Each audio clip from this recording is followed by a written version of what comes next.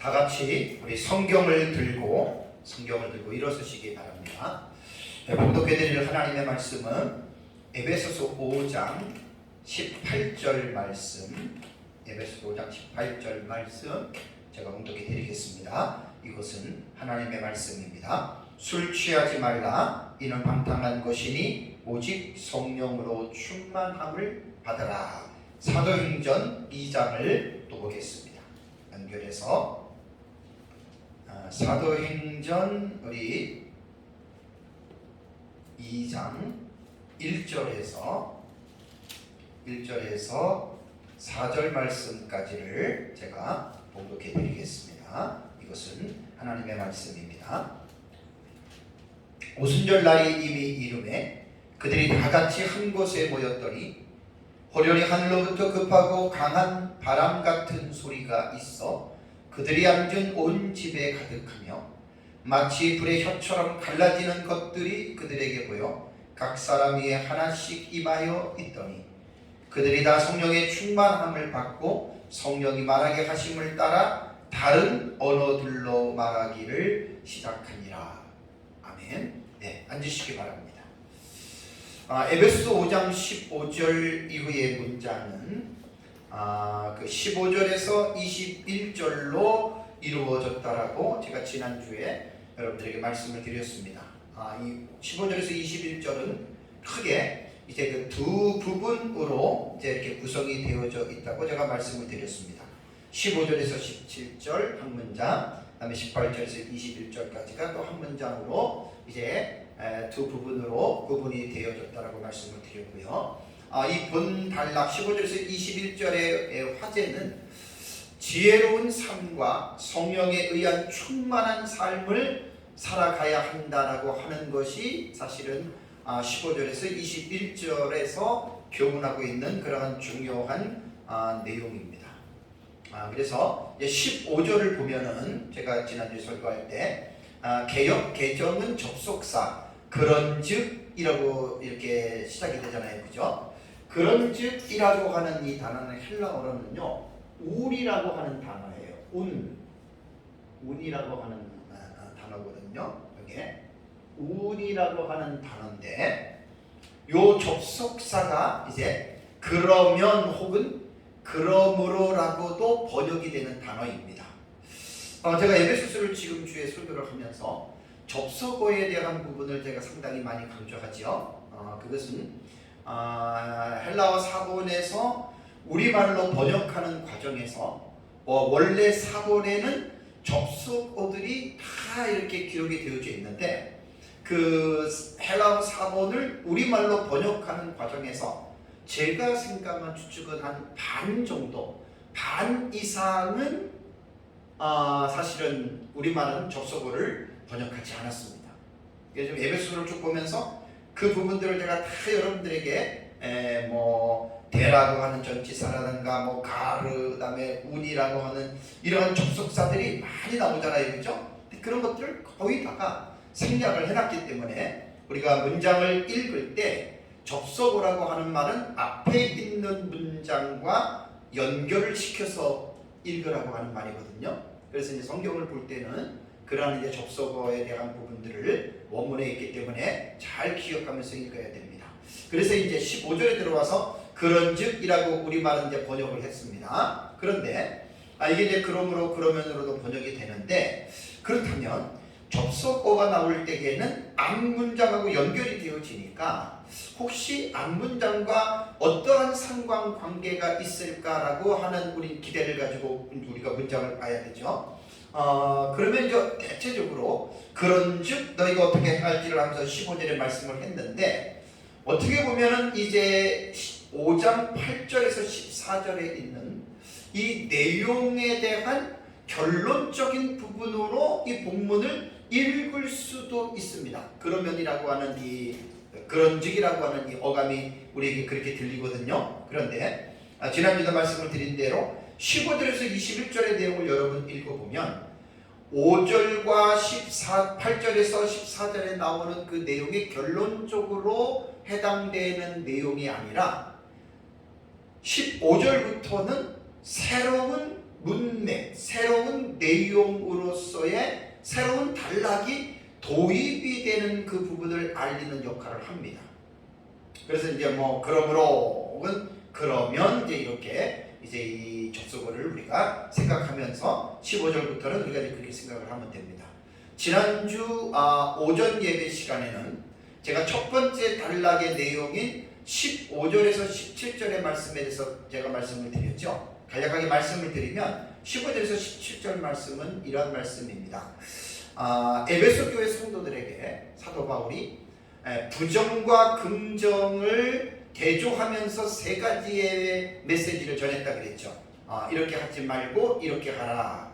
그래서 이제 15절을 보면은 지혜 없는 자같이 하지 말고 소피오이, 지혜 있는 자같이 소피오이, 그러니까 오이라고 하는 말은 복수거든요. 지혜 없는 자들 같이 하지 말고 지혜 있는 자들 같이 하라. 그러면서 이제 너희는 너희 자신들을 주의 깊게 살펴보고 보라라고, 이제 어떻게 살고 있는지 살펴보라고 15절에 말씀했다고 여러분들에게 말씀을 드렸습니다. 그리고 이제 때가 악하기 때문에 이제 세월을 아끼라고 이렇게 말을 했고, 또 17절에도 부정과 긍정의 대조죠. 어리석은 자가 되지 말고 오직 주의 뜻이 무엇인지 이해하라라고 말을 했고, 18절에 오후 예배 때 설교한 내용이 술 취하지 말라, 이는 강당한 것이니 오직 성령의 충만함을 입으라. 그러니까 부정과 긍정의 대조가 되는 부분을 세 가지를 이제 바울이 이제 이렇게 말씀을 했습니다. 그래서 이제 18절 같은 경우는 제가 오후 예배 때에 술 취하지 말라라고 하는 것을 반 정도 설교를 하고, 그 다음에 또 후반부에는 성령의 충만함을 받으라라고 하는 이제 이 부분에 대해서 여러분들에게 말씀을 드렸습니다. 자, 이제 오늘 본문은 제가 다시 에베소서 5장 18절의 말씀의 그 본문에서 후반부에 있는 오직 성령으로 충만함을 받으라라고 하는 이 주제를 가지고 이제 이번 주하고 다음 주하고 앞으로 한 3주 정도까지는 아마 주제적인 설교를 제가 하려고 합니다. 왜? 성령의 충만함이 너무나 중요하기 때문에. 이게 어느 정도 중요하면 제가 그냥 넘어가겠는데 너무나 중요합니다. 계속 뒤에도 얘기를 했지만 우리 그리스도인들이 하나님의 말씀대로 순종하면서 살아가는 올바른 길을 걸어가는 데 있어서는 절대적인 핵심적인 진리입니다. 오직 성령의 충만함을 받으라 라고 하는 게 너무나 중요하기 때문에 제가 18절에서 넘어가지 못하고 이제 28절의 말씀을 가지고 주제적인 설교로 몇 주 앞으로 제가 더 이제 설교를 하려고 합니다. 지난주에 제가 이제 설교하는데 잠깐 다시 이제 정리하는 가운데에 조금 제가 혼동이 오고 착각이 와서 잘못 말씀드린 부분이 있습니다. 뭐냐면 여기 보면은 성령의 충만함을 받으라라고 하는 말에서 플레리스세라고 하는 이 단어를 제가 설명하는 가운데에 요걸 조금 제가 다시 좀 정리를 하고 넘어가야 될 것 같아요. 플레리스세라고 하는 이제 요 동사가 나오거든요. 요걸 제가 말씀을 드릴 때 요 플레리스세라고 이게 읽거든요. 플레리스세라고도 하고 요 세라고도 이렇게 읽습니다. 그러면 이 충만함을 받으라라고 하는 이 단어가 원래 플레로라고 하는 단어에서 나온 거예요. 플레로라고 하는 이 단어에서 뭐가 하나 있네요. 이 플레로라고 하는 이 단어에서 이게 나온 단어인데, 이게 제가 명령, 현재, 수동, 이인, 복수입니다. 이게 그러면 이 단어에서 이게 뭐냐면 이게 지금 명령형이 되고 이게 현재형이 되고 태로는 수동태가 되고 이인칭 복수가 됩니다. 근데 지난주에 제가 뭐라 그랬죠? 이게 명령형에다가 부정시상이라고 제가 말씀을 드렸죠. 제가 좀 착각을 했습니다. 저도 지금 언어를 계속 공부하고 있다 보니까 이제 이 부분을 다시 이렇게 정리하는 가운데에 이게 지금 부정시상이라고 하는 것은 이제 직설법 외에 가정법, 명령법, 시구법 같은 데서 과거 형태가 나올 때에는 그런 경우에는 시간에 대한 시제, 과거, 현재, 미래에 대한 특히 과거에 대한 이 시제가 제가 해당이 안 된다 그랬죠. 그러니까 이제 직설법에만 과거, 현재, 미래가 해당이 되고 나머지는 과거가 나오면 그건 부정시상이다. 그래서 부정시상은 어떻게 해석한다 그랬죠? 단회적이나 단호함으로 해석을 해야 된다 그랬는데, 제가 지난주에 말씀을 드릴 때 여기 플레리스세라고 하는 이 충만함을 받으라라고 하는 이것을 제가 부정시상이라고 얘기를 했습니다. 부정시상 아닙니다. 이게 명령형 현재 수동태입니다. 왜냐하면 동사를 우리가 읽을 때에는 정확하게 우리가 동사를 읽어야 되거든요. 동사를 읽어야 되는데 이게 충만함을 받으라라고 하는 말을 이게 이제 그대로 본다면 우리가 명령형은 뭡니까? 명령형은 모든 그리스도인들에게 주어지는 필수예요. 취사 선택이 아니에요. 명령형으로 문장이 기록됐다라고 한다면 그리스도인들은 다 그것을 받아들여야 됩니다. 필수적으로. 그 다음에 이제 여기 2인 복수니까 너희들이 성령 충만함을 받아라. 남녀노소 할 것 없습니다. 예수를 믿는다면 모두가 다 너희들은 성령 충만함을 받아야 한다. 받으라 이겁니다. 성령 충만하게 되어져라 라고 말씀을 드렸죠.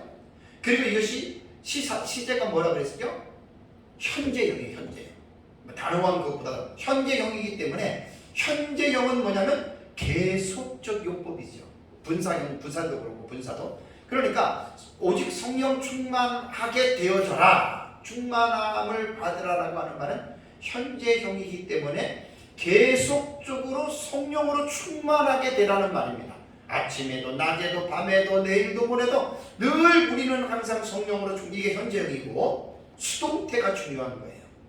수동태는 뭐냐면 우리가 인간 스스로 인간 자의에 의해서 혹은 인간의 노력에 의해서 그 성령 충만함이 주어지는 것이 아니라 타에 의해서 이 성령 충만함이 주어져야 된다라고 하는 말입니다. 그러니까 여기서는 하나님이 우리에게 성령으로 충만하게 채워주셔야 우리가 성령으로 충만하게 될 수 있다. 이게 지난주에 제가 18절 부분에서 말씀을 드린 내용입니다. 여기 보면 이제 성령으로 충만하게 해서 엔프뉴마티라고 하는 단어가 나와요. 이 엔프뉴마티는 이제 제가 in the spirit 혹은 by the spirit, 그러니까 성령 안에서라고도 번역이 되고 by로 하면은 성령에 의하여로 번역이 되는데 원문에 가까운 뜻은 뭐라 그랬죠? by로 해석하는 것이 좋습니다. by the spirit, 그러니까 성령으로 성령에 의하여 이렇게 되는 거예요. 그러니까 너희는 성령에 의하여 충만하게 되어져라. 이제 이게 이제 원문을 직역하면 이렇게 되는데 우리말은 충만함을 받으라. 그래서 제가 우리말은 조금 애매모호한 번역이라고 지난주에 제가 말씀을 드렸습니다. 마사 성경을 보면 도리어 너희는 성령으로 충만하게 되어라. 아주 옳은 번역입니다. 서상근 목사님하고 18년에 제가 공부를 할 때 그분은 너희는 체험을 입으라. 어디에서? 성령 안에서. 그러니까 성령 안에서 너희는 계속 그 성령의 체험을 계속해서 입으라. 아주 멋있는 해석입니다. 정말 멋있는 해석입니다. 그래서 제가 현재형의 의미로 제가 좀 더 자세하게 표현을 합니다. 저는 이렇게 말하고 싶습니다. 너희는 계속하여 성령에 의하여 충만해져라. 저는 이제 이렇게 저는 해석하고 싶어요. 너희들은 계속했습니다. 계속해서 현재형이니까. 그래서 이 동사가 수동태이기 때문에 성령으로 충만하게 하시는 분이 바로 하나님이라고 하는 사실을 우리에게 강조하고 있다라고 하는 사실이죠. 여기 충만이라고 하는 플레로라고 하는 말은 이제 그 헬라어 원어를 보면은 플레레스에서 유래가 됐는데 문자적인 의미로는 채우다 가득하게 하다 이렇게 이제 말씀을 드렸잖아요. 그러니까 충만한 거예요. 막 끌어넘치고 막 이런 거예요. 비유적인 의미로도 감정이나 지식을 채우고 인간의 욕구를 충족시켜 준다라고 제가 지난번에 말씀을 드렸습니다. 5장 18절에 보면은 마치 술을 마시는 사람은 술에 취해서 그 알코올에 의해서 인간의 이성이 마비가 되어져서 그 어떤 이성적으로는 행동을 못하면서 그냥 이렇게 하듯이 성도들이 성령으로 충만해지면 성령에 의해서 인간의 지정의가 지배를 받게 됩니다.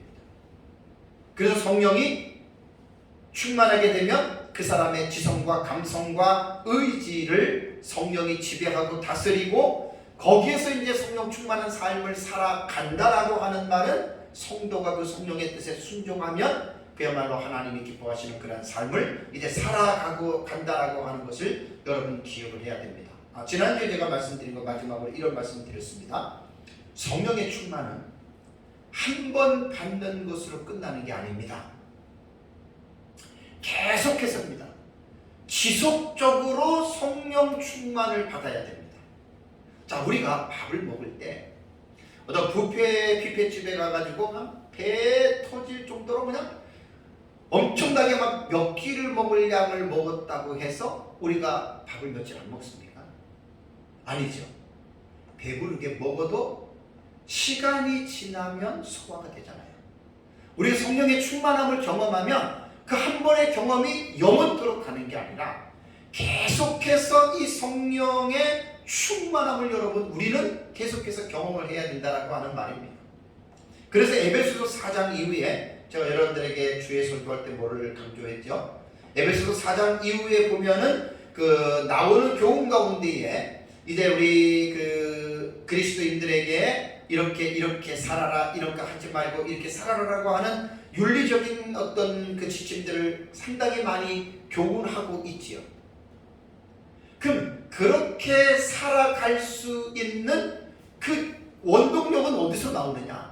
그게 바로 성령으로 충만하게 되어질 때 그렇게 살 수 있다는 거예요. 이게 원동력이고 이게 핵심입니다. 지난주 금요일 날에도 제가 금요일 때 말씀을 드렸습니다. 왜 교회를 다니는 사람들이, 왜 그리스도인들이 올바르게 믿음 생활을 하지 못할까? 왜 예배를 제대로 못 드리고 술을 마시고 안 믿는 자들과 어울리면서 죄에 빠지고 싸우고 미워하고 시기하고 거짓말하고 간음하고 왜 구원받은 사람들이 그런 삶을 삽니까? 간단합니다. 원인은 성령으로 충만한 삶을 살지 않았기 때문에 그렇습니다. 그래서 에베소서 5장 이제 22절에서 6장 4절까지는 바울이 그리스도인의 가정을 향해서 가정에 대한 교훈을 하죠. 아내가 남편에게, 남편이 아내에게, 부모가 자식에게, 자식이 부모에게 어떻게 해야 되는지에 대한 그 교훈을 에베소서에는 우리에게 말하고 있습니다. 이것도 모든 사람들이 아름답고 행복한 가정을 갖고 싶어하고 꿈을 꾸고 있죠. 행복한 가정을 기대한다고 가정이 행복해집니까? 그렇지 않죠. 행복해지기 위한 그 길을 가야지만이 행복해지는 거예요. 그것도 간단합니다. 가정의 문제도 성령으로 충만하면 아내가 남편에게, 남편이 아내에게 성경이 말하는 대로 할 수가 있어요. 정말 이상적인 부부지요. 부모가 자식에게, 자식이 부모에게 성령이 충만하면 정말로 이상적인 가정의 아름답고 행복한 가정의 모습을 여러분은 이제 꾸려갈 수 있다라고 하는 사실입니다. 그래서 제가 4장 17절부터 이제 너희는 옛사람을 벗어 그리고 새사람을 입으라라고 말을 했죠. 그 옛사람을 벗고 새사람을 입는 것도 우리 힘으로 안 돼요. 이것도 다 성령의 충만함으로 여러분 이게 가능한 것입니다. 뭐 거짓말을 버리고 그 다음에 분을 내어도 죄를 짓지 않고 도둑질도 하지 않고 더러운 말도 안 하고 성령을 근심하게 하지 않는 것도 성령으로 충만할 때 여러분 이게 가능하다는 이야기입니다. 그래서 에베소서 안에서 쭉 보면은 우리가 예수 그리스도의 장성한 분량이 충만한 데까지 이르는 길도 우리의 힘으로 안 돼요. 우리의 노력으로 안 돼요. 이것도 오직 성령으로 충만하게 되는 길밖에 없습니다. 우리가 어린아이가 되지 않고 사람의 속임수와 간사한 유혹에 빠져 온갖 교훈과 풍조에 밀려 요동하지 않고 오직 사랑 안에서 참된 것을 하여 범사의 머리신 그리스도에게까지 자라는 것도 오직 성령으로 충만하게 되는 길 외에는 없습니다. 너무 지금 중요합니다. 우리가 그리스도께서 우리를 사랑하신 것 같이 우리도 서로 사랑하는 삶을 살아가기 위해서도 오직 성령으로 충만하게 되는 길 외에는 여러분 없습니다. 그리고 빛의 자녀들로서 빛의 열매를 맺는 것도 오직 성령으로 충만하게 되는 방법 외에는 없습니다. 제가 지금까지 에베소 설교했던 내용들을 지금 약간 간략하게 지금 여러분들에게 말씀을 드리는 겁니다. 이제 앞으로 설교해야 될 가정을 아까 조금 전에 말씀을 드렸고요. 그 다음에 이제 6장으로 넘어가면은 이제 에베소 교회에게 마지막으로 교훈하는 내용이 뭐냐면 하나님의 전신갑주를 입고 마귀와의 싸움을 해라. 이것도 성령 충만한 것 방법 외에는 다른 방법이 없다라고 하는 말입니다. 이런듯 에베소 5장 18절에 술 취하지 말라 이런 방탕한 것이니 오직 성령으로 충만함을 받으라라고 하는 이 교훈은 이게 명령형이라고 그랬어요. 현재 수동태라고 그랬어요. 이 성령으로 충만함을 받으라라고 하는 이 말씀은 구원받은 그리스도인들이 이 세상을 살아가는 데 있어서 절대로 이것만은 빠져서는 안 되는 가장 중요한 우리 신앙의 삶의 핵심적인 내용이 사실 5장 18절 말씀입니다. 그래서 저는 에베소서 5장 18절의 말씀이 이렇게 중요하기 때문에 본절에서 교훈하는 오직 성령으로 충만하게 되어라라고 하는 이 말씀을 간단하게 전하고 넘어갈 수가 없었습니다. 그래서 웬만하면 그냥 19절부터 21절까지를 1시간 설교를 하려고 하다가 이 텍스트는 제가 뒤로 밀었습니다. 왜? 여기서 제가 못 넘어가겠어요. 오직 성령으로 충만해져라. 오직 성령의 충만함을 받으라. 뭐 이렇게 더 번역이 되잖아요. 오직 성령으로 충만하게 채움을 입으라라고 하는 이게 너무나 중요하기 때문에 여기서 제가 설교를 멈추지 않고 이 주제를 가지고 앞으로 몇 시간 더 제가 구약성경과 신약성경에 나타났던 이 성령으로 충만하게 되어지는 말씀들을 가지고 앞으로 몇 시간 더 제가 여러분들과 함께 은혜를 나누려고 합니다. 그래서 이제 성령의 충만함을 이제 받으라, 성령으로 충만해져라라고 하는 이 주제를 가지고 지금 첫 번째 시간으로 제가 선택한 본문이 아까 봉독해드린 에베소서 2장 1절과 4절입니다. 사도행전. 사도행전으로 넘어가 보십시오. 자, 이제 사도행전 2장은 너무나 잘 아는 장이잖아요. 예수님께서 부활하시고 40일 동안 계시다가 하늘로 승천하셨죠. 그죠? 하늘로 올라가신 예수님께서 그 올라가시고 나서 열흘이 지난 다음에 오순절날이 이름에 2장 1절 사도행전 2장 1절을 보면 오순절날이 이름에 그들이 다 같이 한 곳에 모여 있었어요. 약 120여 명의 성도들이 모여 있었습니다. 근데 이들이 그 전에 계속 1장을 보면 기도하고 있었어요. 그런데 2절을 보면 호련히 하늘로부터 급하고 강한 바람 같은 소리가 났고 청각적으로 들린 겁니다. 그들이 앉은 온 집에 가득했습니다. 그리고 마치 불의 혀처럼 갈라지는 것이 그들에게 보였다. 신비합니다. 영적으로 아마 나는 봤다고 봐. 이건 시각적인 부분입니다. 그리고 각 사람이 하나씩 임하여 있었다. 청각적으로, 시각적으로 성령이 임하심을 이곳에 지금 오순절날에 성령을 받았던 120여 명의 제자들은 이것을 지금 경험했다라고 하는 말입니다. 그리고 4절을 보면 그들이 다 성령의 충만함을 받고 그랬습니다. 받았습니다. 제가 오늘 앞으로 몇 주간의 설교는 주의 설교라기보다는 주제 설교이기 때문에 본문을 깊이 있게 제가 들어가지 않습니다. 내용과 의미상으로만 제가 지금 터치하고 갑니다. 자, 그럼 여기서 4절에 그들이 다 성령의 충만함을 받고라고 하는 말은 이것은 뭐냐면 에프레스세산이라고 하는 말입니다. 아까 에베소서에는 플레리스세라고 이렇게 되었는데 이거는 에플레 에플레스세산이라고 하는 이 단어인데 똑같이 플레로라고 하는 이 원형에서 나왔는데 법이 틀려요. 아까 이 플레시스세는 명령형 현재 수동 이인 복수였는데 이 사도행전 2장 4절에서 충만함을 받고는 직설법, 과거, 수동, 3인 복수가 되는 거예요. 사도행전 2장에서. 그러니까 그들이 성령 충만함을 받았는데 직설법이니까 직설법에는 시제가 통한다 그랬죠. 과거, 현재, 미래. 그 다음에 수동태예요. 수동태 이것도. 그러니까 그들이 성령의 충만함을 받은 거예요. 자기들이 충만함이 이룬 것이 아니라. 그런데 제가 지난번에도 말씀을 드렸지만 이 직설법에 있어서도 과거는 대부분의 학자들이 부정시상으로 보는 경우가 많다고 그래요.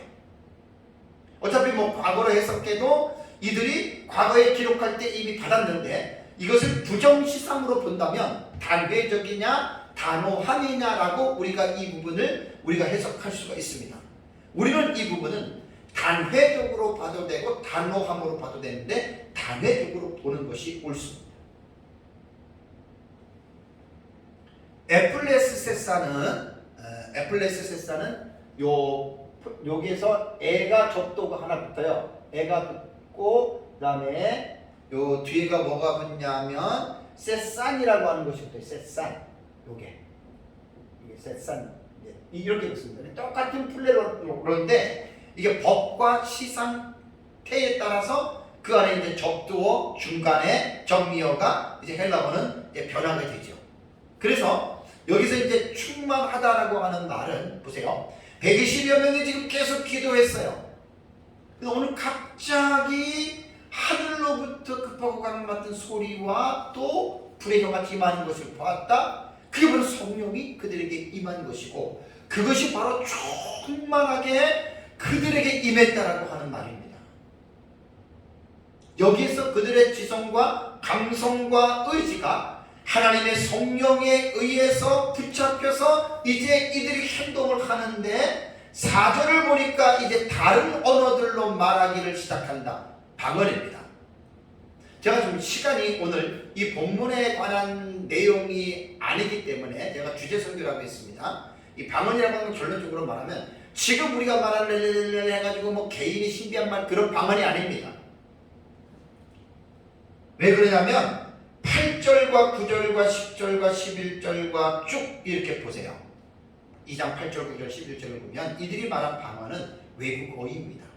그냥 뜻도 모르는 내용도 없는 언어가 아니라 동일하게 이들이 10몇 개국에서 온 사람들이 들을 수 있도록 외국어로 무슨 말을 했냐면 하나님의 큰일 11절 보세요. 우리가 다 우리의 각 언어로 뭘 들었다 그랬습니까? 하나님의 큰 일을 말함을 들었다 그랬습니다. 거기서 말하는 게 9절 보면 바데인, 메데인, 엘라민, 메소포타미아, 유대와 갑바도기와 본도, 아시아, 부르기아, 밤빌리아, 애굽 및 구레네, 가까운 리비아 지방, 그 다음에 로마에서 온 나그네와 유대인과 유대계에 들어온 그레데인과 이 사람들이 10몇 개국의 사람들이 자기네 나라의 언어로 이들이 방언을 들었다는 거예요. 자, 요즘은 보세요. 요즘은 많은 사람들이 방언한다고 말라라라라 하는데 그 방언이 하는 자신도 무슨 내용인지 모르는 사람들이 대부분이에요. 거의 다예요. 통변한다고 하는 사람들 들어보면 몇 사람을 딱 붙여가지고 이 데이터가 나오겠는데 서로가 다 틀려요. 웃겨요, 웃겨. 근데 여기는 사도행전 2장의 성령 충만함을 받고 이들이 말한 방언은 지금 우리가 뜻도 모르고 하는 그런 방언이 아니에요. 외국 언어예요. 외국 언어. 그리고 그 내용이 뭐냐면 정확하게 하나님의 큰 일을 말을 영어로도 하고 요즘 말하면 영어, 중국어, 스페인어, 라틴어, 독일어, 아프리카어 뭐 이렇게 했다는 말입니다. 하나님의 큰 일이 뭐지요? 50일 전에 예수 그리스도께서 십자가에서 죽으셨죠. 3일 만에 부활하셨죠. 40일 동안 계시면서 하나님의 나라의 일을 가르쳤죠. 그리고 그분이 하늘로 올라가셨죠. 이게 하나님의 큰 일입니다. 이거를 각 나라의 언어로 이게 방언이라는 거지 오늘날 우리가 말하는 뜻도 모르고 랄랄랄랄랄랄라 그런 방언을 말하는 게 아닙니다. 성경이 무엇을 말하는지에 대한 뜻도 모르고 방언파들은 참 안타까워 죽겠어요. 성경을 잘 보세요.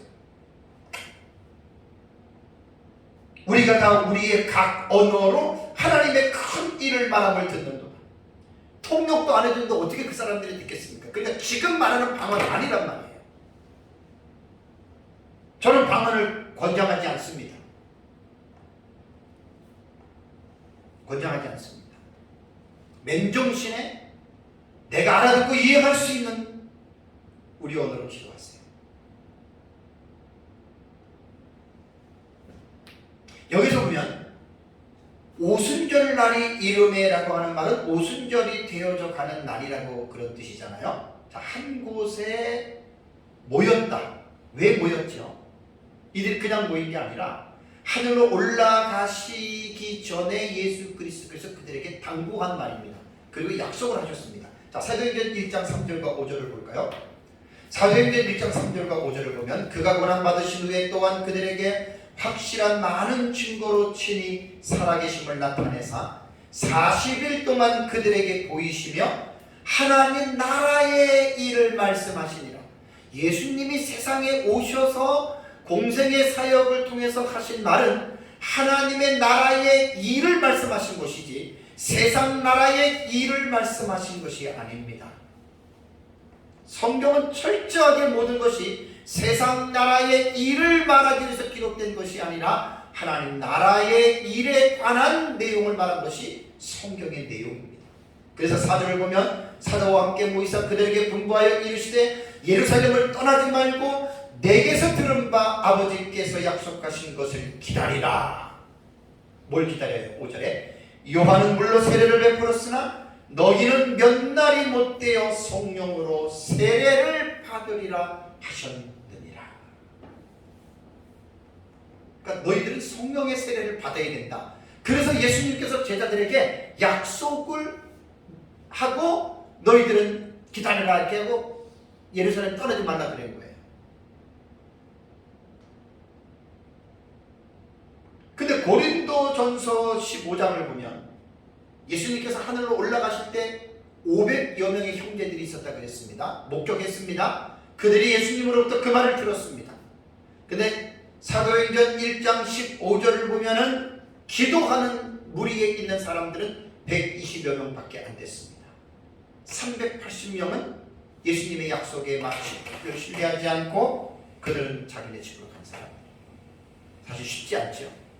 한 열흘 정도를 꼼짝하지 않고 예루살렘에서 머물면서 그들이 예수님의 약속을 기다렸던 이제 그러한 기도의 사실들이 있었습니다.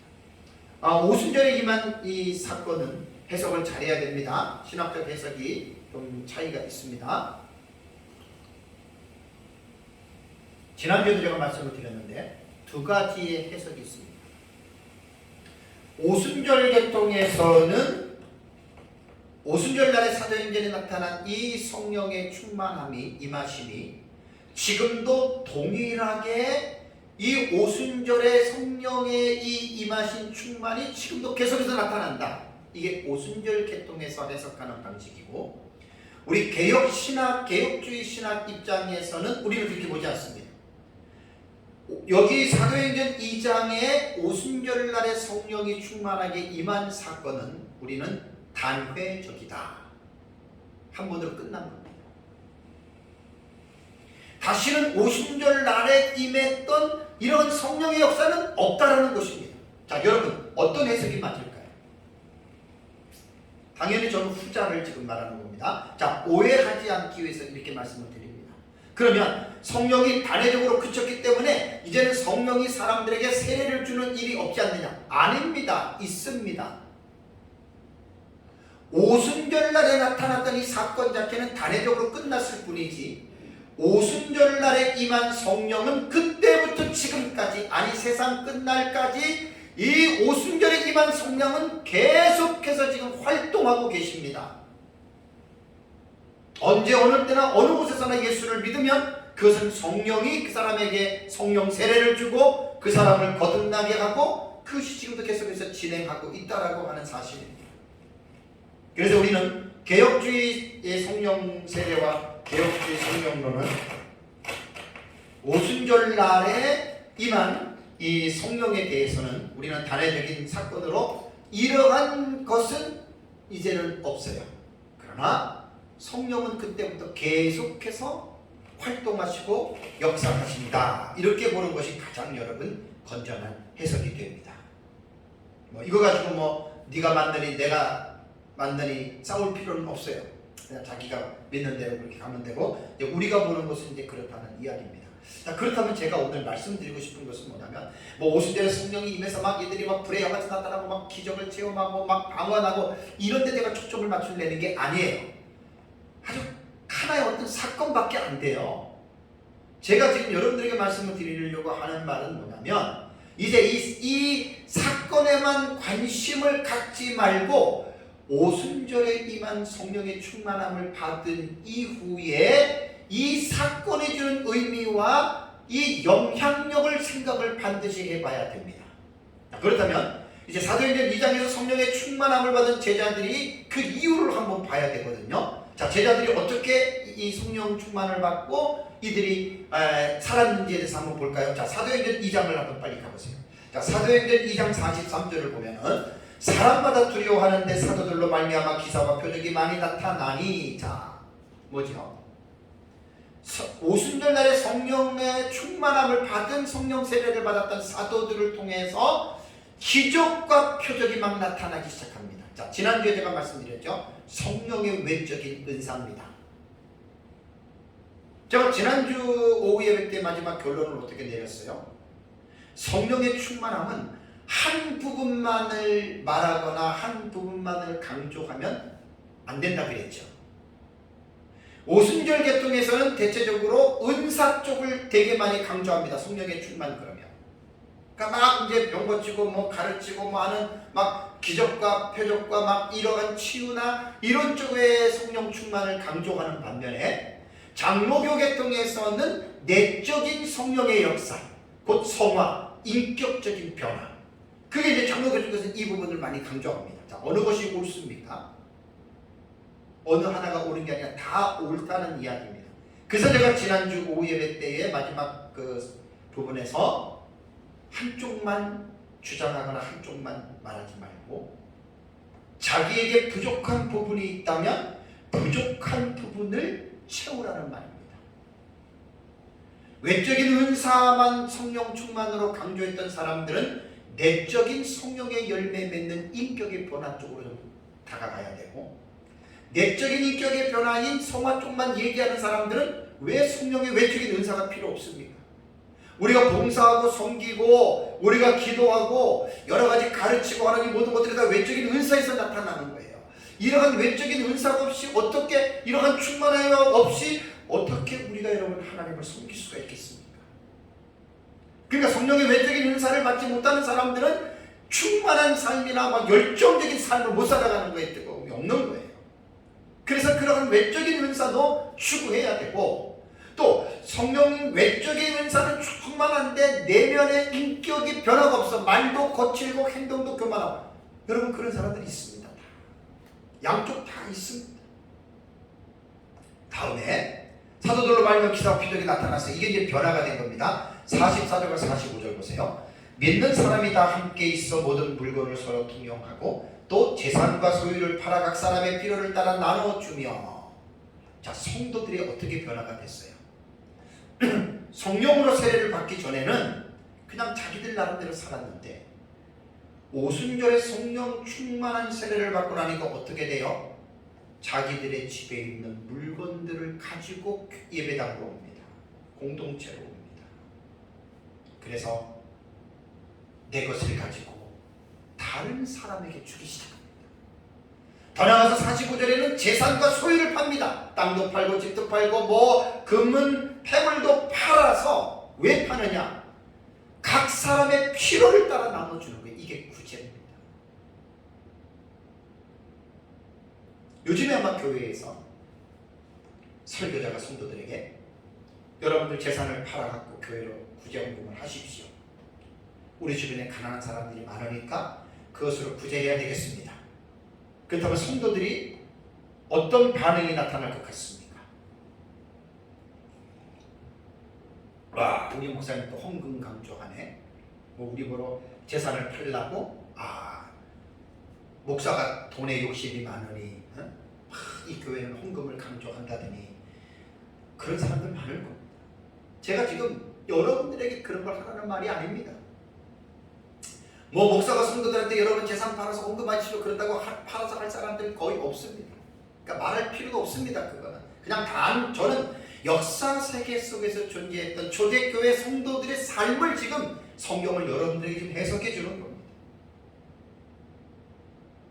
이게 왜 그러냐면 뭘 지금 강조하냐면 성령으로 세례를 받은 성령으로 충만하기 이전에는 그러지 않았는데 성령 세례로 충만하게 받고 나니까 성도들의 삶이 이렇게 변했다는 거예요. 사도들도 마찬가지예요. 성령의 충만함을 받기 전에는 기사와 표적을 행하지 못했는데 별로 성령의 충만함을 받고 나서는 그들에게 외적인 은사들이 나타났다. 이렇게 우리 성경을 읽어야 됩니다. 다음에 세 번째는 46절을 볼까요? 날마다 마음을 같이하여 성전에 모이기를 힘쓰고 집에서 떡을 떼며 기쁨과 순전한 마음으로 음식을 먹었다. 자, 신앙생활에 열심을 낸 거예요. 예루살렘 성전에 날마다 모였습니다. 이게 뭐 나오라 그래서 모인 게 아니라 자발적으로. 왜? 제가 이 사도행전 들어가기 전에 말씀을 드렸잖아요. 에베소서 5장 18절에 오직 너희는 성령으로 충만하게 되어라. 도저히 제가 이 의미를 깨닫고 나서 여기서 설교를 제가 지난주에 끊을 수가 없었어요. 뒤로 도저히 못 넘어가겠어요. 이런 말씀 때문에 못 넘어가는 거예요. 이들이 성령으로 충만하기 전에는 날마다 성전에 모이지 않았습니다. 집에서 떡을 대고 기쁨과 순전, 이것은 이제 성찬식을 말을 하는 겁니다. 요즘까지 바쁜데 날마다 매일 교회 오십시오. 오라고 해도 안 오잖아요. 이거는 오라고 해서 날마다 모인 게 아니라 그들 안에 역사하는 성령이 날마다 성전에 모이기를, 요즘으로 말하면 날마다 예배당을 가도록, 교회를 가도록, 그래서 거기서 기도하고 말씀을 가르치는 사역자들에게 성경을 배우고 나가서 전도하고, 이게 자발적으로 이루어졌다는 거예요. 누구에 의해서? 목사에 의해서 이루어지는 것이 아니라, 사도들에 의해서 이루어진 것이 아니라 성령에 의하여 지금 이 무브먼트가 계속해서 지금 여러분 진행되고 있다라고 하는 사실입니다. 오직 성령으로 충만하게 되어져라. 이래서 제가 그 강조를 하는 거예요. 그러니까 성령으로 충만하지 않으면 여러분 우리 못합니다. 열심히 있는 신앙생활 못합니다. 성령으로 충만하지 않으면 외적인 은사 절대로 나타나지 않습니다. 성령으로 충만하면 내 것을 가지고 남을 도울 수가 없습니다. 아까워서. 다음에 네 번째 47절 볼까요? 하나님을 찬미하며 또 온 백성에게 칭송을 받으니 주께서 구원받는 사람을 날마다 더하게 하시니라. 와, 놀랍지 않습니까? 이게 초대교회입니다. 성령, 오순절에 성령을 충만하게 받았던 교회의 모습입니다. 하나님을 찬미합니다. 그들의 입만 열면 하나님의 영광을 나타냅니다. 하나님을 찬송하고 하나님을 찬미하고 하나님의 영광을 말로써, 노래로써, 삶으로써 하나님의 영광을 이들이 드러내기 시작하니까 온 백성에게 어떻게 해요? 칭송을 받았다. 칭찬을 받았다. 여러분, 지금 우리 대한민국의 경우는 어떻습니까? 교회를 다니지 않는 사람들이 기독교인들을 뭐라고 부릅니까? 기독교라고 부르지 않습니까? 왜 그렇죠? 초대교회는 기독교가 아니라, 야, 너네가 믿는 하나님, 너네가 믿는 예수님, 야, 따봉이야, 최고야. 야, 너희들 보니까 진짜 정말로 어쩌면 그렇게 살 수 있네. 그게 칭송을 받는 거거든요. 오늘 한국교회가 나는 올바르고 나는 깨끗하고 한국교회 잘못돼 이렇게 말하고 싶은 말이 없습니다. 저도 한국교회 안에 소속되어 있는 목사고 한국 사람입니다. 저도 뭐 교회가 잘못됐고 뭐 어떻게 됐고 그걸 나무르려고 제가 하는 말이 아닙니다. 거기에 저도 포함이 되기 때문에 그렇습니다.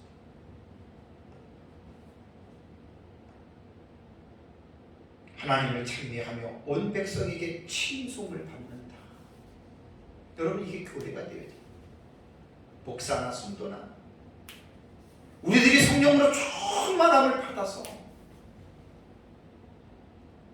외적인 은사도 나타나고 우리 안에 있는 물건들을 서로 가난한 자들에게 아까워하지 아니하고 정말로 가난한 자들에게 팔아서 나눠줄 수 있게 되고 날마다 예배당에 모여서 기도하고 또 예배 드리고 말씀 듣고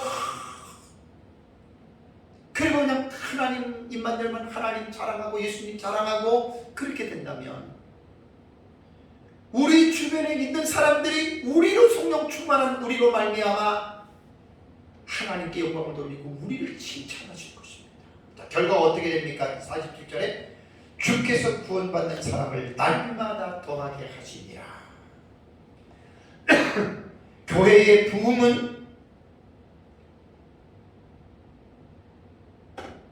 교회 안의 구성원인 사역자와 성도들의 삶이 성령으로 충만하지 않으면 교회의 부흥은 어렵습니다. 이것이 초대교회가 우리에게 모델로 보여주는 내용입니다. 한국교회가 세상 사람들로부터 개독교라고 하는 이 칭함을 계속해서 받는다면 한국교회는 절대로 부흥이 될 수 없습니다. 저를 위시하여 여러분들 한국교회 모든 목회자들과 성도들이 성령으로 충만하게 되어줘야 됩니다. 그러고 나서 이제 구원받는 사람은 날마다 더해가는데 3장부터 나타나는 이제 이것을 2장부터 볼게요. 자, 2장 41절을 빨리 보세요. 자, 2장 41절을 보면은 베드로의 설교를 통해서 몇 명이 세례를 받습니까? 3,000명이 그 자리에서 세례를 받습니다. 자, 4장 4절을 보세요. 믿는 자들이 그 수가 지금 얼마입니까? 남자의 수만 어떻게 해요? 15,000명이 믿게 되죠. 그죠? 다음에 5장 14절을 보세요. 5장 14절을 보면은 어떤 사람들이 믿는 사람들의 수가 어떻게 묘사했습니까? 믿고 죽게로 나오는 자가 어떻게 해요? 더 많아졌습니다. 그 앞에서 말한 5,000명보다도 더 많아지는 거예요. 6장 7절을 보세요. 6장 7절을 보면 하나님의 말씀이 점점 더 왕성하여 예루살렘에 있는 제자의 수가 어떻게 해요? 신이 더 많아져요. 점점 예수 믿는 사람들이 많아져요. 그리고 허다한 제사장의 무리도 이 도에 복종하니. 여러분 지금 우리는 이 본문을 읽으면서 뭘 우리가 잊어버려서는 안 되냐면 지금 아까 사도행전 2장 4절에 이제 그들이 다 성령의 충만함을 받았다 그랬죠. 그들이 성령의 충만함을 받은 것은 직설법 과거 수동태란 말이에요. 3인칭 복수. 그들이 단회적으로 보셔야 돼요. 과거에 일어난 사람. 성령으로 충만해진 거예요. 이것이 에베소서 5장 18절이에요. 오직 너희는 성령으로 충만하게 되라. 그 성령으로 충만하게 되라고 하는 그 말씀을 가지고 과거를 딱 돌아보니까 사도행전 2장의 바로 모습이 바로 그 모습이라는 이야기예요. 그러니까 여기서 베드로나 제자들이 성도들이 이제 복음을 전하고 기적과 표적이 나타나고 믿는 사람들이 많아지는 것은 사도들이나 제자들이 일은 했지만 그들은 도구에 불과합니다. 주체는 누구지요? 지금 허당한 사람들이 3,000명, 5,000명 남자의 수가 더 많아지고 많은 무리들이 지금 예수님을 믿는 무리들이 점점 많아지는 것은 그 주체가 누구지요? 그게 바로 홀리 스피릿입니다. 그게 바로 성령입니다. 인간은 도구밖에 안 됩니다. 그래서 예수님이 일찍이 사도행전 1장 8절 잘 알죠. 1장 8절을 보시면 오직 성령이 너희에게 임하시면 너희가 권능을 받고 예루살렘과 온 유대와 사마리아와 땅 끝까지 이르러 내 증인이 되리라. 될 것이다. 그렇게 된다는 거예요. 그대로 되잖아요. 자, 성령의 충만함을 받은 제자들을 통해서 나타난 열매에 대해서 정리를 제가 하겠습니다. 오순절에 나타난 성령 충만에 대해서는요, 여러분, 오순절에 나타난 성령 충만에 대해서는 아까 말씀드린 대로 뭐 2절과 3절에 막 하늘로부터 극하고 방한 막 바람 같은 것이 있고 막 불의 효 같은 것이 있고 막 방언을 하고, 이게 오순절에 임한 성령에 대한 특색이 아니에요. 이게 성령 충만의 특색이 아니에요. 이것만 강조하면 안 돼요. 이것만 말해서는 안 돼요. 참 불쌍한 사람들이에요. 성경을 진짜 못 읽는 사람들이에요. 이거는 그냥 아주 가벼운 거예요. 간단한 어느 한 요소밖에 안 되는. 오순절에 성령이 충만하게 임한 것은 제가 지금 계속 사도행전 거의 다 지금 말씀을 드렸습니다. 정리하면 첫 번째는 뭐냐면 사도들을 통해서 성령의 각종 외적인 은사들이 나타났다는 거예요. 오순절 쪽이 은사가 강해요. 저는 은사를 부정하지 않습니다. 하이퍼 칼빈에서 말하는 은사는 초대교회 이후에 은사는 중단되었다. 저는 개인적으로 그렇게 안 믿습니다. 그렇다고 은사주의에서 말하는 오순절처럼 그대로 성경에 있는 게 그대로 나타난다. 그것도 저는 안 믿습니다. 양쪽을 다 저는 배제합니다. 은사는 이때 은사에 대한 부분을 조심스럽게 다뤄야 되고, 오직 성령으로 충만하게 되어라라고 하는 말은 외적인 은사들도 나타나야 된다는 것. 이건 내가 분명하게 말씀드립니다. 어떤 분들은 장로교는 은사를 부정한다. 은사가 없다 그런다. 그런 사람들이 있어요. 제가 뭐 모르는 게 아니에요. 그렇다고 은사가 없다라고 말하는 그 사람을 내가 동조하고 싶으면 전혀 없어요. 그분이 잘못 본 겁니다. 은사 있습니다. 은사가 여러분 한두 가지입니까? 셀 수 없습니다.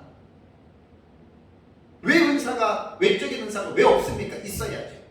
꼭 제가 말하는 외적인 은사는 병 고치고 귀신 쫓고 치유, 이것만 말하는 게 아니에요. 섬기고 구제하고 다 이게 은사예요. 이게 다 외적으로 드러나는 거예요. 그래서 신앙생활을 할 때 꼭 뭐 기도하고 방언하고 뭐 치유하고, 근데 이것만 외적인 은사를 말하는 게 아니라니까요. 제 얘기는 로마서에서 말하는 7가지와 고린도전서에서 말하는 9가지 은사, 지난주 말씀드렸잖아요. 그런 것들이 외적으로 나타나야 돼요. 권위하고 섬기고 다스리고, 네? 다 외적인 은사잖아요. 외적인 은사가 없이 어떻게 신앙생활을 제대로 합니까? 못합니다. 둘째는 성령 충만을 받은 사도들과 제자들이 복음을 전해서 많은 사람들이 회개하고 예수를 믿게 됐다는 것. 오늘날 한국교회가 지금 전도하기도 힘들고 전도했다고 해서 열매들이 많지 않잖아요. 왜 그런 줄 아세요? 성령이 충만하지 않기 때문에 그렇습니다. 전도 얘기하면 제 자신이 이실직고를 해야죠. 전도 못하고 있어요. 계속. 부끄럽습니다. 그러나 말은 해야죠. 성령이 충만하면 전하게 되어 있습니다. 다음에 셋째는 성령의 충만함을 받은 성도들이 자기의 재산을 팔아서 가난한 자들에게 나누어줬다. 어떻게 보면 돈이 하나님이잖아요. 세상 사람들은 하나님보다 돈을 더 위에 두잖아요. 물질을 신으로 섬기는 거예요. 세상 사람들. 매금주의, 황금만능주의죠. 근데 성령이 충만하면 돈이 필요하고 돈이 중요하지만 신앙만큼 돈이 더 중요한 건 아니에요. 오히려 욕심을 버리고 자기 재산을 팔아서 가난한 자들에게 나눠줄 수 있는 것은 성령이 충만하지 않는 사람들은 절대로 할 수 없는 일입니다. 조금은 흉내를 내겠죠. 몇만 원, 많은 거죠. 몇십만 원 정도는 남에게 줄 수 있어도 몇백만 원, 몇천만 원 내 재산을 팔아서 남에게, 가난한 사람에게 주는 것은 저도 그렇고 힘듭니다. 넷째는 성령이 충만함을 받으니까 예배와 기도 생활, 신앙 생활에 아주 날마다 열심을 품는 거예요. 오늘은 많은 그리스도인들이 교회 가는 게 일주일에 잘해야 한 번 정도 가나요? 뭐 수요일과 금요일 같은 경우는 아예 이 기도 예배 자체가 없어진 교회들이 많아지고 점점 더 많아질 겁니다. 미국처럼 나중에는 딱 하나 이제 주일날만 예배 드린다 이렇게 되는데 성령 충만하지 않으면 그래요. 제가 지금 사도행전 2장의 초대교회의 그 모습을 여러분들에게 말씀을 드리고 있는 중이에요. 성령이 충만하면 교회가 좋아집니다. 교회를 자꾸만 많이 옵니다. 공동체가 좋아져요. 목회자가 좋아지고 성도들이 좋아져요. 성령이 충만하면. 그래서 모여서 쓸데없는 얘기하는 게 아니라 하나님의 은혜와 사랑을 나누고 성령이 충만하면 그렇게 살아간다는 말입니다. 마지막 다섯 번째는 성령이 충만하면 언행심사가 변화가 되고 성숙됩니다. 우리 에베소서 4장에서 살펴본 것처럼 예수 그리스도의 장성한 분량이 이르기까지 그 사람의 언행심사가 예수님을 닮아갑니다. 결론은 그것으로부터 믿지 않는 사람들이 그 사람들을 칭찬하고 하나님께 영광 돌리고 교회를 따라 나오게 된다. 자, 에베소서 5장 18절에 오직 성령으로 충만해져라라고 하는 의미가 바로 이러한 것을 말하는 것이라고 하는 거예요. 그래서 제가 에베소서만 가지고 지난주에 성령 충만하라고 끝났으면 이런 얘기를 못하니까 도무지 제가 넘어갈 수가 없었어요. 그래서 잠깐 에베소서는 스탑하고 지금 이제 사도행전으로 왔지만 오후에는 또 구약성경으로 간다. 또 다음 주에는 또 신약성경 구약성경 다시 번갈아가면서 성령으로 충만해지는 그 현장들, 그 말씀들을 가지고 에베소서 5장 18절의 말씀을 제가 주제를 계속해서 강조하려고 하는 것입니다. 오늘날 우리도 마찬가지입니다. 우리가 성령으로 충만해져야 할 이유가 초대교회 성도들에게 나타났던 그러한 열매들이 우리들의 삶 속에서도 나타나야 된다는 말입니다. 말씀을 전하는 제 자신도 사도들의 기사와 표적이 나타났던 것처럼 왜 목회자가 기도를 통해서 왜 그런 것이 안 나타나야 됩니까? 꼭 나타나야 된다 이렇게 저는 주장하지 않습니다. 한 20년 전에 치유에 대한 기도도 건전하게 그때 우리가 조금 했었습니다. 이번 주 금요일에도 우리 초등학생 우리 학생 나와서 제가 기도해 줬잖아요. 그죠? 심장 그런 거. 우리는 이러한 체험들이 많아요. 요즘은 내가 늘 그런 성도들이 별로 없으니까 기도 안 하지만 옛날에 우리 20년 전에 다 우리 18단계 있을 때 얼마나 많은 그 고침들이 나타났습니까? 그때 내가 조금 약간 한쪽으로 치우쳐서 좀 치유를 한다고 기도를 했는데 지금 이제 그러진 않아도 하나님 살아계시고 야고보서에 말한 것처럼 병든 자를 위하여 기도하라 그랬고 병든 자를 위하여 기도하면 믿는 자들의 기도는 치유의 역사가 나타난다라고 성경이 약속을 했습니다. 왜 치유가 없습니까 오늘날? 올바른 기준 없이 이상하게 막 치유하니까 그게 부정적인 효과를 가져와서 그렇지 여러분 치유 있습니다. 그럼 우리가 늘 언제 어디서나 이제 충만함을 받으라라고 하는 말은 현재라 그랬잖아요. 현재 명령형이라 그랬잖아요. 수동태입니다. 명령은 취사선택이 아니에요. 내가 성령 충만을 받고 싶으면 받고 받기 싫으면 아예 안 받을래요 이게 아니라 모든 그리스도인들에게 주어진 필수입니다. 받아야 됩니다. 충만해져야 합니다. 충만해져라고 우리에게 명령했다라고 하는 것이 에베소서 5장 18절의 명령형이고 현재입니다. 하나님 오늘 오전에는 내가 피곤하니까 오전에는 좀 성령 충만하셨다가 내가 좀 저녁이나 내일 좀 성령 충만 받겠습니다. 그것도 아닙니다. 현재형입니다. 현재형. 항상 성령으로 충만하게 되어져야 된다는 말입니다. 한 가지 오순절에 임한 성령의 충만한 사건에서 꼭 이거 하나 말씀드리고 제가 말씀을 맺겠습니다. 자, 이들이 성령으로 지금 충만함을 받았습니다. 2장 1절에서 4절을 보면. 그리고 이들이 나가서 이제 삶이 변화되고 사도들의 기사와 표적이 나타나고 또 전도하고 또 날마다 신앙생활에 어떤 성장이 있고 자 그렇게 됐습니다. 자, 그거 외에는 별로 안 나타나잖아요. 그럼 물어보겠습니다. 죽을 때까지 이렇게 갔다고 생각하십니까? 어떻게 생각하십니까? 그게 아닙니다. 제가 설교를 준비하면서 이 부분을 하나 딱 제가 정리를 했습니다. 자, 시간이 지나다 보면 초대교회 성도나 우리나 똑같은 사람들이에요. 우리도 성령 충만함을 받고 살 때가 종종 있잖아요. 가끔. 그렇다고 그것이 계속 지속되지 않잖아요. 성령이 충만할 때는 세상과 나는 간 곳 없고 구속한 주만 보이도다. 이것이 나의 간증이요 이것이 내 찬송이요. 얼마나 우리도 그렇게 살 때가 있습니다. 종종 가끔. 근데 그게 지속되지 않잖아요. 어떨 때에는 내가 육체적인 삶에 빠지고 교만에 빠지고 자만에 빠지고 넘어지고 죄를 질 수도 있습니다. 그게 무리입니다. 초대교회 성도들도 마찬가지입니다. 자, 한 가지 예를 볼게요. 사도행전 5장을 보면 아나니아와 삽비라 부부 기억나시죠?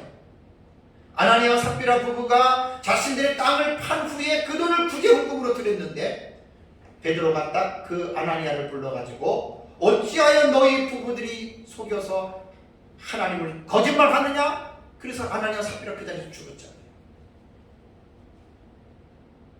성령이 충만해도 성령 충만은 현재형이기 때문에 계속해서 지속적으로 나타나야 된다는 말이에요. 이게 여러분 중요한 거예요. 오순절에 성령을 충만을 받았다고 계속 죽을 때까지 충만한 것이 아닙니다. 우리도 마찬가지입니다.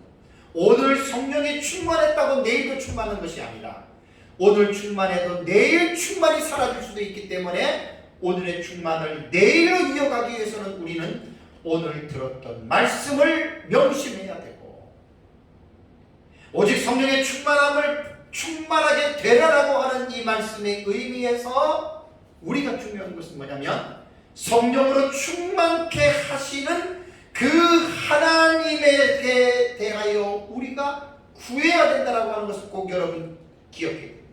어떤 사람들은 성령 충만을 기도와 관계해서 기도를 되게 많이 강조하는데 문제가 될 수 있습니다. 기도가 공로가 되면 성령보다 기도가 강조가 돼요. 의사파들이 다 대부분 그렇습니다. 다음 주에 제가 말씀을 드리겠습니다. 여러분 꼭 기도한다고 성령이 충만한 게 아니에요. 기도하지 않는 때에도 성령의 충만한 은혜가 나타납니다. 다음에 설교할 거 예고편으로 말씀을 드릴게요. 자, 말씀을 들을 때 성령 충만해집니다.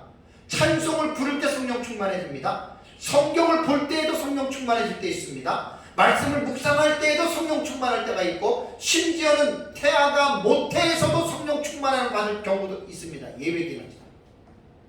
또 하나는 불신자들도 특별한 일을 위해서 순간적으로 성령의 충만함을 받습니다. 이제 오후에 이건 좀 내가 말씀을 드립니다. 구약성경에. 그래서 제가 성령 충만의 비결을 어느 한 가지만 강조하고 이것밖에 없다. 오직 기도밖에 없다. 이게 잘못됐다는 이야기예요. 그렇게는 말하지 마세요.